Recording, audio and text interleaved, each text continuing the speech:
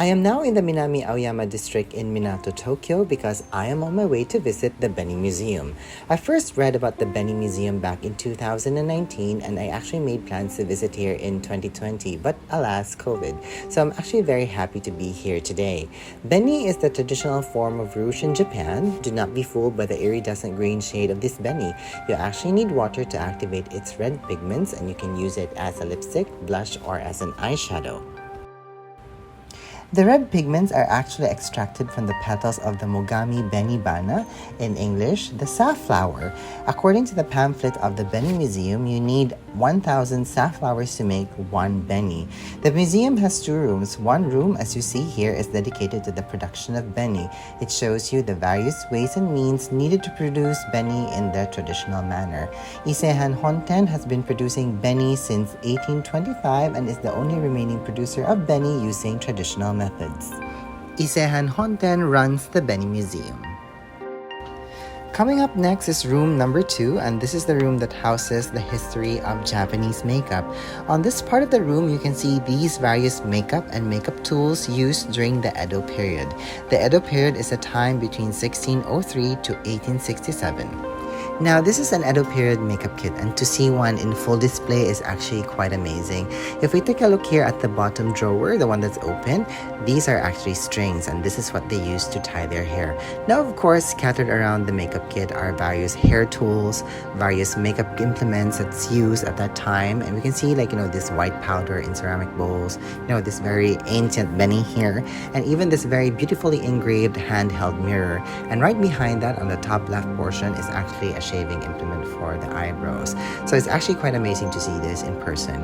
And I'm also glad that we're able to see these dual-ended makeup brushes here, because at least this lets us know that double-ended makeup brushes are actually not a novel idea.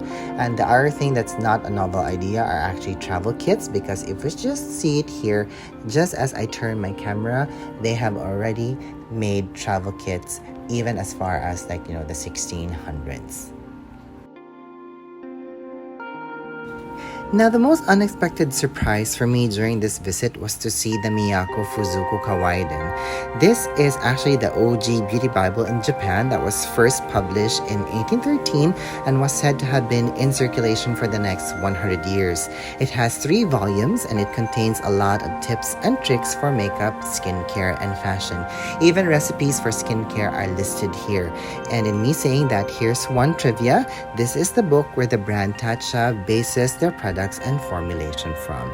I have heard of this book back in 2016 when I saw this featured on a Japanese TV show. I was actually expecting to see this at the Shiseido Corporate Museum, but I was disappointed when I didn't see it there. Then again, I wasn't surprised because it was a museum for Shiseido. Anything else would have been off tangent. I am also very lucky to see a lot of these ukiyo-e woodblock paintings showing beauty rituals in Japan. And of course, this just solidifies the presence of Beni as an integral part of their beauty culture.